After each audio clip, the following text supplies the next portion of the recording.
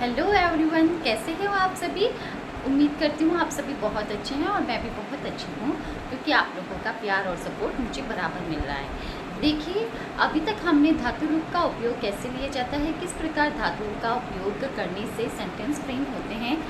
आज का जो टॉपिक है वो हम शब्द रूप की ओर लेकर चल रहे हैं कि शब्द रूप से आप किस प्रकार से वाक्य बना सकते हैं और वाक्य बनाने की प्रक्रिया में शब्द रूप का क्या इस्तेमाल है और हिंदी के अंदर जो कारक है उनको संस्कृत में कैसे उपयोग में लाए जाते हैं। चलिए आज की कक्षा शुरू करते हैं।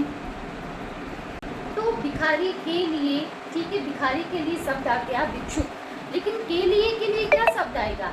उस के लिए के शब्द के लिए हम यहाँ पर कारक विभक्ति देखेंगे। तो चलिए शुरू करते हैं आज की कक्षा।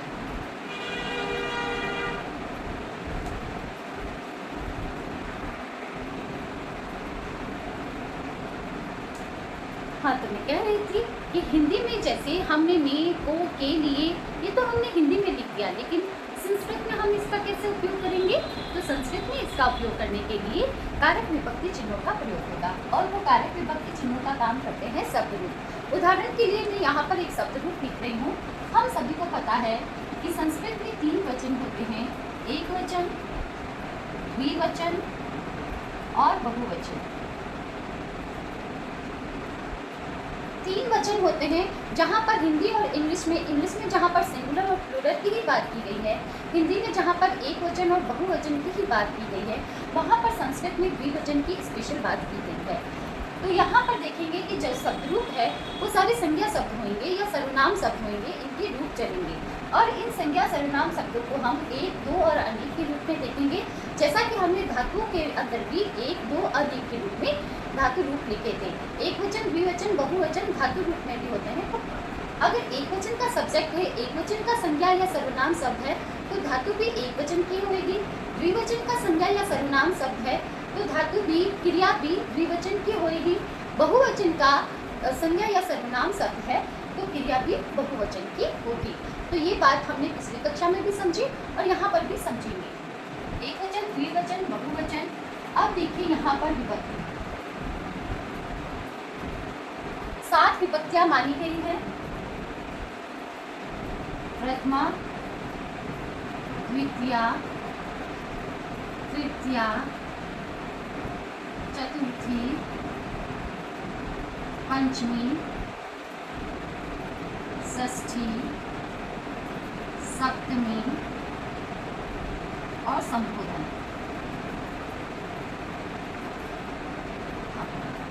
अब हम एक शब्द रूप लिखेंगे और उस शब्द रूप से आप दूसरे शब्द रूप भी याद कर सकते हैं और शब्द रूप से ही हम पहचान करेंगे कि अगर आपसे पर्टिकुलर विभक्ति और वचन बताइए किसी शब्द में पूछा जाता है, और मैक्सिमम जो पुस्तक अभ्यास कार्य है वो यही होता है एनसीईआरटी के अंदर 6 से 10 तक का। तो आप कैसे आइडेंटिफाई कर पाएंगे? तो आपको इसके लिए कम से कम स्त्रीलिंग, पुल्लिंग और नपुंसकलिंग के एक एक रूप याद होने जरूरी है। यहाँ पर हम बालक शब्द रूप ले रहे हैं। बालकः, बालकौ, बालिकाः। प्रथमा, एक बालक, दो बालक, अनेक बालक। कर्ता कारक होंगे प्रथमा विभक्ति कर्ता। प्रथमा विभक्ति कारक विभक्ति हो जाएगी कर्ता। अब हिंदी में हमने 8 कारक माने थे, संस्कृत में 6 कारक है। संस्कृत में 6 कारक है। कारक के लिए एक अलग कक्षा ली जाएगी। कारक कहते किसे है? क्रिया जनकत्वम, कारकत्वम। क्रिया को उत्पन्न करने में जो सहायक है वो सारे कारक कहलाते हैं। मीन्स एक वाक्य के अंदर, एक सेंटेंस के अंदर जो भी संज्ञा सर्वनाम शब्द है वो क्रिया को संपन्न करने में किस प्रकार से हेल्पफुल है, चाहे वो संज्ञा है, चाहे वो सर्वनाम है, चाहे वो कर्म है, वो किस रूप से संबंधित है, वो जो संबंध है उनका वही कारक कहलाता है। बालकः, बालकौ, बालकाः। बालकं, बालकौ, बालकान्।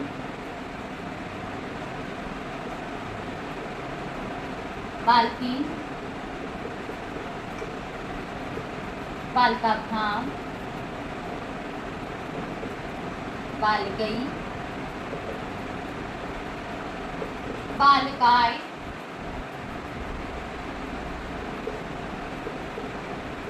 बालकाभ्याम, बालकेभ्यः, बालकात्, बालकाभ्याम, बालकेभ्यः, बालकस्य, बालकयोः,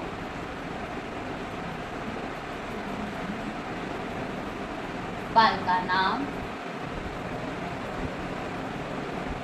बालिके, बालकयोः,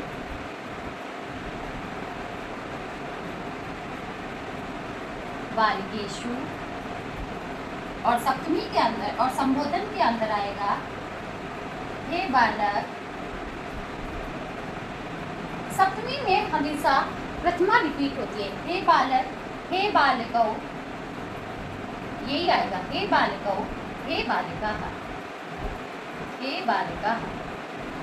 प्रयोग हमें इन 7 विभक्तियों का देखना है, क्योंकि संबोधन को और षष्ठी विभक्ति को कारक नहीं माना गया है। तो हिंदी संस्कृत में 6 कारक माने गए हैं, संबंध और संबोधन को कारक नहीं माना गया है, क्योंकि इनका क्रिया से सीधा संबंध नहीं है। क्रिया से जिस प्रकार से सीधे संबंधित होंगे वो ही शब्द कारक शब्द कहलाएंगे। देखिए, कर्ता ने बालकः, बालकौ, बालकः। अब हम कहते हैं कि बालक पत्र लिखता है, तो बालकः पत्रम लिखति। बालकः में प्रथमा विभक्ति होगी, क्योंकि बालक करता है। 2 बालक पत्र लिखते हैं, बालको पत्रम लिखतः, और विभक्ति चेंज हो जाएगी, लिखतः। इसमें लिखती, लिखतः, लिखन्ति। कर्ता ने कर्म को, अब जैसे सेंटेंस आ जाता है, बच्चे विद्यालय को जाते हैं, है ना। विद्यालय जहाँ पर कर्म हो गया, तो उस कर्म में क्या आएगी, द्वितीय विभक्ति आएगी, है ना। छात्रः विद्यालयम, छात्रः तो क्या हो गया, प्रथमा, और विद्यालयम बालकम के जैसे ही विद्यालय का द्वितीय विभक्ति एकवचन बनेगा, विद्यालयम, विद्यालयम गच्छति, बालकः विद्यालयम गच्छति। 2 बालक विद्यालय को जाते हैं, तो बालकौ विद्यालयम गच्छतः, और अनेक बालक विद्यालय को जाते हैं, बालिकाः विद्यालयम गच्छन्ति। तो यहाँ पर हम देखेंगे कर्ता ने कर्म को करण से, अब यहाँ पर हमने कहा था, हिंदी की कारक की कक्षा में मैंने कहा था कि जिस प्रकार करण का मतलब होता है साधन, टूल, क्रिया को करने के अंदर कर्ता जिसको साधन के रूप में इस्तेमाल करता है, जैसे राम पत्र लिखता है। सेंटेंस है, यहाँ पर देखो, लिखती हूँ मैं, राम पत्र कलम से लिखता है।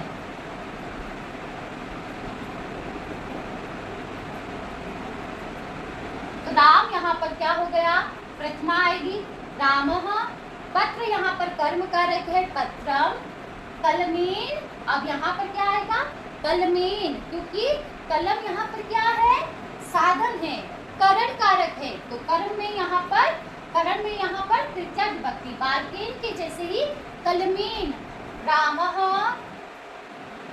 पत्रम कलमेन लिखति। कलमेन मतलब कलम से, पैन यहाँ पर साधन है, साधन में यहाँ पर तृतीया विभक्ति का प्रयोग हुआ है, कलमेन लिखति। अब देखो, विशेष बात यहाँ पर ये है कि तृतीया विभक्ति एक वचन और षष्ठी विभक्ति बहुवचन में यहाँ पर बालकेन आया है, यहाँ पर बालका नाम आया है।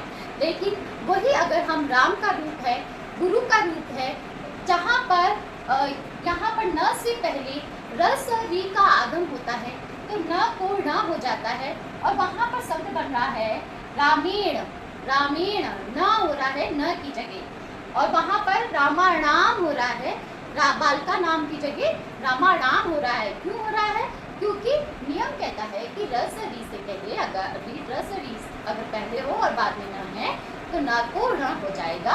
जैसे गुरुणा, गुरुणा र पहले आ रहा है न के, तो न को न हो जाता है। तृतीय विभक्ति एक वचन में और षष्ठी विभक्ति बहुवचन में। तो ये थी विशेष बात। चतुर्थी विभक्ति का मतलब हो गया संप्रदान, और संप्रदान का चिन्ह है के लिए, संप्रदान के लिए। अब अगर सेंटेंस बनाते हैं, भिखारी के लिए धन देता है, भिखारी के लिए धन देता है, तो भिखारी के लिए बालकाय के जैसे ही क्या हो जाएगा, भिक्षुकाय धनम ददाति।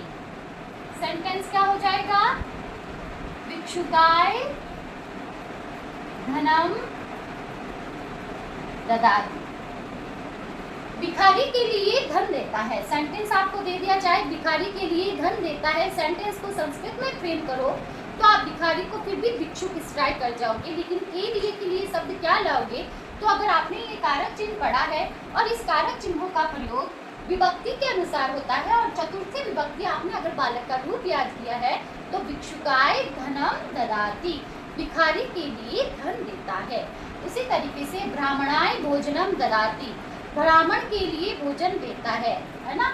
मित्राय पुस्तकम ददाति, मित्र के लिए पुस्तक देता है। तो चतुर्थी विभक्ति एक वचन का प्रयोग यहाँ पर किया है। और अगर यहाँ पर मित्रों को भोजन, मित्रों को पुस्तकें देता है तो मित्रेभ्यः पुस्तकम ददाति, ये हो जाएगा। पंचमी विभक्ति का मतलब हो गया अपादांसी, अपादांसी। और जैसा कि मैंने आपको उस समय भी बताया था कि अपादान में जो से आया, यहाँ पर जो से है वो हमेशा साधन के रूप में है, और यहाँ पर जो से है वो किसी से अलग होने के अर्थ में या फिर कोई कंपेयर करने के अर्थ में, जैसे राम लक्ष्मण से बड़ा है ना, वह मुझसे अधिक चतुर है। तो जहाँ पर कंपैरिजन है और वहाँ पर से चिन्ह आ रहा है तो वहाँ पर पंचमी विभक्ति होगी, वहाँ पर अपादान कारक है। और भय आदि, भय त्रास आदि के अर्थ में भी, जैसे सांप से डरता है और वहाँ पर भी से है, तो सर्पात बिभेति, सर्पात बिभेति, सर्प से डरता है ना। अब जैसे यहाँ पर अलग होने के अर्थ में करते हैं, तो जैसे वृक्ष से पत्ता गिरता है, तो सेंटेंस बनेगा वृक्षात पत्रम पतति, वृक्ष से पत्ता गिरता है, वृक्ष से पत्ता गिरता है। यहाँ पर बालकः पठति, बालकः लिखति, बालकः गच्छति, करता एक ही है। बालकः विद्यालयम गच्छति, विद्यालय में कर्म हो गया तो द्वितीय विभक्ति। और राम पत्र लिखता है कलम से पत्र लिखता है, रामः पत्रम कलमेन लिखति, कलम में तृतीय विभक्ति आ गई। भिखारी के लिए धन देता है, भिक्षुकाय धनम ददाति, संप्रदान कारक होकर चतुर्थी विभक्ति एक वचन लग गया। वृक्ष से पत्ता गिरता है, वृक्षात पत्रम पतति। अब जैसे यहाँ पर षष्ठी विभक्ति, जैसा कि मैंने कहा था षष्ठी विभक्ति का जो है वो क्या है कि सीधा ये संबंध नहीं है। जैसे दशरथ का पुत्र राम, दशरथस्य पुत्रः रामः, दशरथस्य रामः, दशरथ का राम, अयोध्यायाः राजा अस्ति, अयोध्या का राजा है। अयोध्यायाः, अयोध्या स्त्रीलिंग का शब्द है और स्त्रीलिंग की षष्ठी विभक्ति एक वचन जैसे बतायाः रूप बनता है वैसे अयोध्यायाः रूप बनेगा। यहाँ पर देखिए बालकस्य षष्ठी विभक्ति एक वचन बालका, आपादान से, जैसे वृक्ष से अलग होता है, वृक्ष से पत्ता गिरता है, वृक्षात पत्रम पतति, वृक्ष में यहाँ पर अपादान कारक आ गया। अगर किसी से डर, भय, त्रास आदि हो, जैसे सर्प से डरता है, सांप से डरता है, तो सर्पात बिभेति, जिससे डर रहा है उसमें पंचमी विभक्ति। और अगर कर्म कंपैरिजन हो है ना, तो वहाँ पर भी क्या होगा, कंपैरिजन, तुलना आदि के अर्थ में भी पंचमी विभक्ति होगी। जैसे लक्ष्मणात् रामः वरिष्ठः अस्ति, लक्ष्मण से राम, लक्ष्मणात् पंचमी विभक्ति एक वचन। यहाँ पर षष्ठी विभक्ति संबंध अर्थ में होता है, संबंध का की। अब यहाँ पर देखो दशरथ का जो संबंध है जिसमें हमने षष्ठी की है, वहाँ पर दशरथ का कोई योगदान नहीं है क्रिया को संपन्न करने में। क्रिया को संपन्न करने में तो राम का योगदान है ना, और अयोध्या वहाँ पर षष्ठी विभक्ति है। अब यहाँ पर दशरथ का राम तो जो क्रिया में योगदान नहीं दे रहा है, इस कारण से यहाँ पर इसको क्रिया के अंदर योगदान नहीं देने के कारण संबंध को कारक में नहीं गिना गया है। अब देखो बाल के सप्तमी में पर। अब जैसे आकाश में पक्षी उड़ रहे हैं, आकाशे गगने खगाहा उत्पतंती, है ना। आकाशे गगने खगाहा उत्पतंती, आकाश में पक्षी उड़ रहे हैं। आकाशे कह दो, गगने कह दो, है ना। अब जैसे अगर बहुवचन का उदाहरण देते हैं, जैसे तिलों में तेल है, तो तिल तो बहुवचन का शब्द है ना। एक तिल में तेल थोड़ी गिनेंगे, तिलों में तेल है तो तिलेषु तेलम सन्ति, तिलों में तिलेषु तेलम अस्ति, तिलों में तेल है। उसी तरीके से हम बहुवचन के शब्दों के साथ इस पर्टिकुलर सब्जेक्ट्स को लगा सकते हैं। यहाँ पर मैंने बहुत ही आकाशे गगने खगाहा मतलब पक्षी, उत्पतंती उड़ते हैं। मैंने यहाँ पर आपको बहुत ही सरल भाषा में संस्कृत के कारकों को और संस्कृत के इन विभक्तियों का कैसे उपयोग में लिया जाता है बहुत ही आसान भाषा में समझाया है। अगर ये आपके लिए हेल्पफुल है तो नेक्स्ट जो कक्षा होगी वो उपपद विभक्ति की होगी। उपपद विभक्ति का मतलब होता है वो विभक्तियाँ जो वहाँ पर होनी तो कारक विभक्ति होनी चाहिए थी, लेकिन वो उपपद विभक्तियाँ विशेष अव्यय आदि पद के लिए उन कारक विभक्तियों को बाध करके उपयोग में ली जाती है। मतलब जहाँ पर कारक विभक्ति होनी चाहिए थी लेकिन किसी अव्यय आदि शब्द विशेष के रूप में उपयोग में लिए जाने के कारण वहाँ पर कारक विभक्ति को बाध करके उपपद विभक्ति का प्रयोग किया जाएगा। वो कैसे किया जाएगा वो मैं अगली कक्षा में बताऊंगी। तो 6 से लेकर 10 तक का ये जो कंटेंट है आपको समझना बहुत जरूरी है अगर आपको संस्कृत को सही ढंग से समझना है। देखिए यहाँ का ये जो प्रयास है मेरा आगे इसी तरीके से चलता रहेगा। अगर आपके लिए ये वीडियो थोड़ी भी हेल्पफुल है, सेंटेंस आपको फ्रेम करने में अब आप पहचान सकते हो और आप अनुवाद भी कर सकते हो। अगर बालकेन, है ना, पत्रेण, जहाँ पर तृतीया विभक्ति है आप थोड़ा सा आइडिया लगा सकते हो कि हाँ इसमें कारक विभक्ति से, और बालकात है इस तरीके से आत है। अब इसको रूप को याद करने का तरीका क्या हो सकता है, यहाँ पर देखो औ औ, प्रथमा विभक्ति द्विवचन, द्वितीय विभक्ति द्विवचन में औ औ आया है। यहाँ पर देखो भ्याम भ्याम भ्याम, तृतीय चतुर्थी पंचमी में द्विवचन में भ्याम भ्याम भ्याम आया है। वहीं यो यो, षष्ठी विभक्ति हमेशा चाहे स्त्रीलिंग, पुल्लिंग और नपुंसकलिंग कोई भी रूप वहाँ पर आपको ये विभक्तियाँ समान दिख सकती है। जैसे कवि कवि कवयः, कवि कवि कवि, तो यहाँ पर कवि दीर्घ है, ये दोनों समान है। कविभ्याम कविभ्याम कविभ्याम, है ना। गुरु गुरु गुरुआ गुरु गुरु गुरु गुरु गुरु सेम है ना। तो इस प्रकार से अगर आप इसको थोड़ा सा भी फोकस करके पढ़ते हो तो आपको याद हो जाएगा। मैं आपको ये नहीं कहूँगी कि आप पीछे पीछे के चिन्ह देखो, हो जाएगा। थोड़ा हो सकता है आगे ईट आदि का आगम होने के कारण थोड़ा संधि आदि का आगे भी संपर्क हो सकता है। अब यहाँ पर भी देखिए आप बालकान, बालिकई और स्त्रीलिंग के अंदर भी आ जाता है, जैसे लता भी।